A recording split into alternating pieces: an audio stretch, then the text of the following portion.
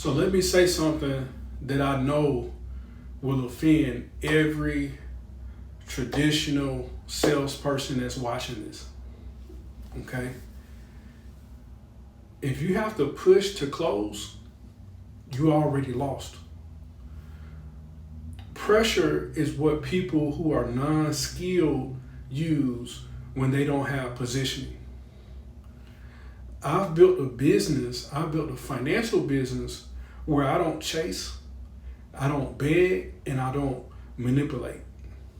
And today, I'm going to show you, all right, step by step, how to close high trust financial clients without being pushy and without sounding like a used car commercial. All right. See, closing isn't convincing. So there's a real reason people feel pushy. And most people feel pushy because they need the sale or they didn't diagnose properly. Okay? Or they present before the client commits mentally. Or another thing, they talk too much. See, pushiness is just insecurity leaking out of your pores all over, right? You can see it like sweat when you go to the gym, right? When you don't control the process, you compensate with pressure. And true professionals don't pressure. They guide decisions. All right. So there's a simple process for closing. And I'm going to give you 5 simple steps. All right. So watch the full video so you can get all 5. And you want to follow this in order.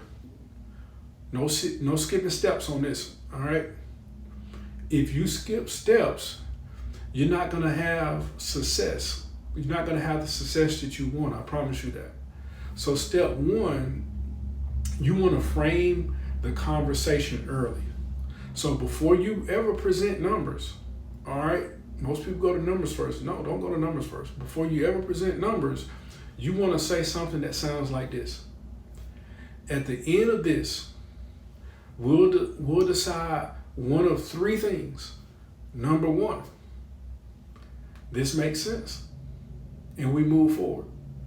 Number 2, it doesn't make sense. Or number 3, we need more information. Is that fair? Those 3 questions. So after you said those 3 things and they agreed, you have successfully removed pressure. Now it's a decision conversation, not a sales conversation. You want decision conversations, not sales conversations. So step number 2, you want to diagnose before you prescribe. A common example of this is when you go to the doctor for a checkup, and hopefully you go to the doctor for a checkup, but when you go to the doctor for a checkup, they have the nurse come in and they ask you all these questions about, how do you feel right now? Any concerns? What brought you in today? Right? They may take your blood pressure, they take your vitals, they gather your height, they gather your weight, and they do all those things. They aren't doing those things because it's fun, right? They're collecting data to bring to the doctor so he or she can diagnose you before they provide the solution, which may be medication, it may be rest and recovery, it may be all of that, right? The same thing in this industry is you want to collect the data and diagnose before you prescribe any solution. All right. So here are some simple questions you can ask. All right. The first question is this: what concerns you most financially? What concerns you most financially? The next follow-up question is, what happens if nothing changes? And the last of the 3 questions is this: why is this important right now? All right. So think about this. If there is no emotional clarity, there will be no close, I promise you. Unless you just know them like that. It's not going to be a close if no clarity. Most people try to close facts. You close consequences. Step number 3, all right, is you want to make them say it. You got to make them say it. Please do not skip over this step. All right, please don't skip over this step because it's easy to do after you completed step number 2. All right. A saying to remember in your head is this: if I say it, they don't believe it. But if they say it, it's true. We believe what we say to ourselves before we'll believe what anyone else says. And I'm gonna give you an example of that. All right. I'm pretty sure you met someone before, all right, who was a handsome person or a beautiful person. And you mentioned to him or her that they were. Okay, you mentioned it to them. But that person could not tell themselves that they were those things. So they didn't believe it. All right. Very handsome, very beautiful person didn't even believe it. All right. Thought they were ugly. Right. People believe what they tell themselves. So step 3 is crucial. So when they have explained their problem from the questions you ask in step number 2, now you want to repeat it back to them. All right, repeat it back to them and say something like this. So what I'm hearing is, if this doesn't change, this happens. Correct. All right.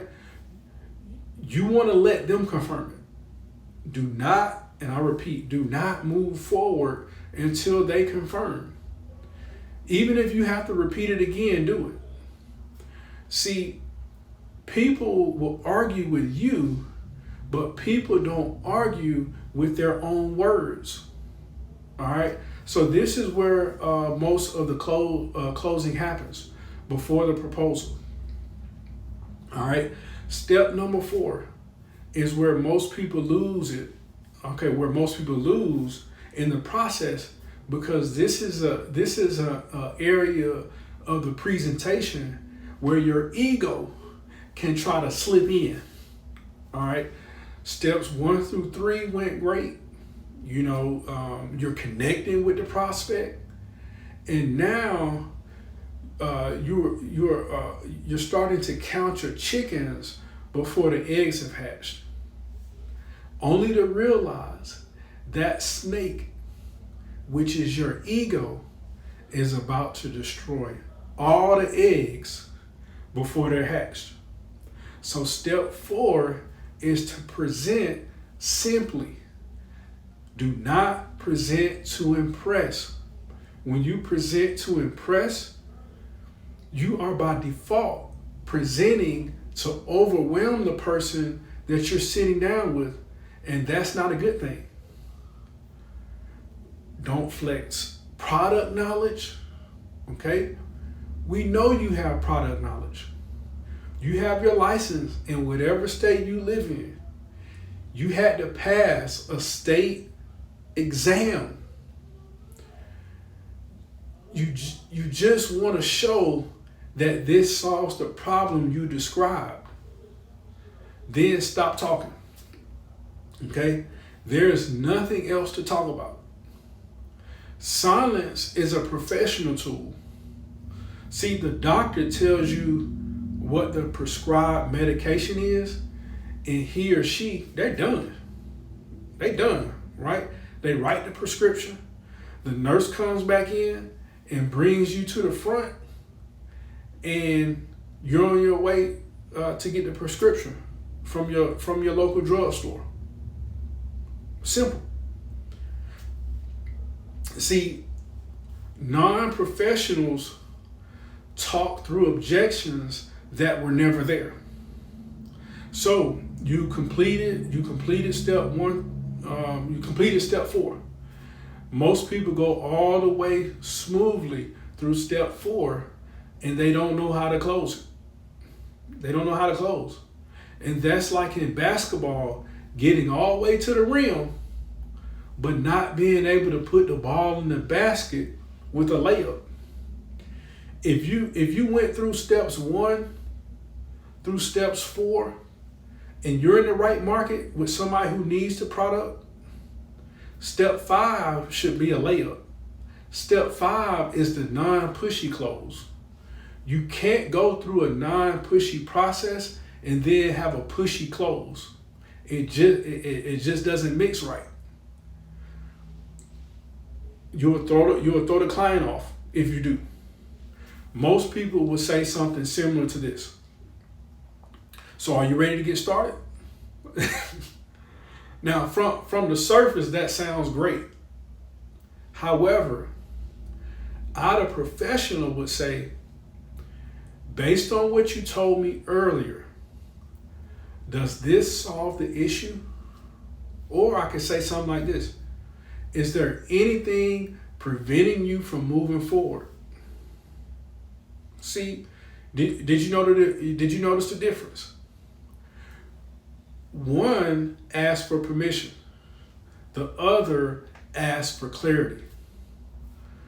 We are not in the business to ask for permission. We are in the business of clarity. So there's psychology behind all of this. See, people resist pressure. They don't resist autonomy. When clients feel heard, when they feel understood and they feel in control, they close themselves. If you have to push, it means one of these 3 things. Number 1, the pain wasn't clear. You didn't ask the right questions. Number 2, the solution wasn't tied directly to their words. You came up with your own words. Or number 3, you didn't set expectations up front. You got to set the expectations. Pushiness is usually a poor process. So even if you go through all the steps perfectly, some people will still hesitate and say the words, "I need to think about it." Now, if you've been in the industry long enough, you've heard these words. We have all heard those words before, and we have all used those words when we know that we were not going to think about it, right? Somebody tried to offer you something, right? And you said that I got to think about it. So when most non-professionals hear that word, they panic. Professionals don't panic. They'll say something similar to this: "Of course. Help me understand. What specifically are you thinking about?" See, this moves it from a stall to a discussion. And we want a discussion.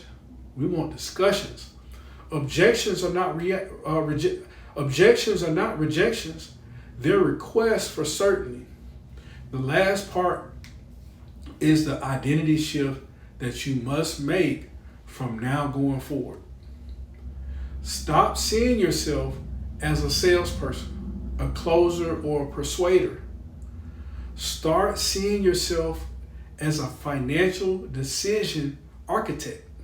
Architects don't beg people to build houses. They show them what happens if they don't. Okay?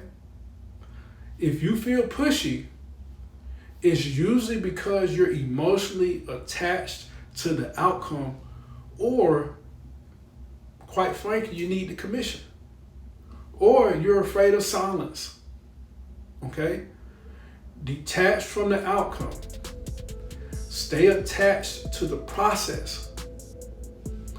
When your confidence is in the system, not the sale, your tone changes. And tone closes. If your closing strategy depends on pressure, you're not selling, you're surviving. You're in survival mode. Professionals don't push, they position. And when you're positioned correctly, the client convinces themselves.